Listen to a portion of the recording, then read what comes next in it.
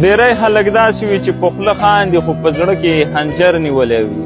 یو څوک که بریالی شي دوی خفه وي خو که خطا شي دوی ته خوند ورکوي.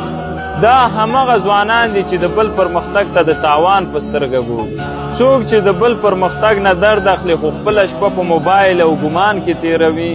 هر چاته یې زر غوسه راځي خو نه پوهېږي چې دا غوسه یې هر څه ورانوي. کار ذهن حتی زړه. دا خندا خوږه ده خو زړه زهرجنوي. او دا خلک ظاهرا هوښیار دي خو دننه ذلیله دي.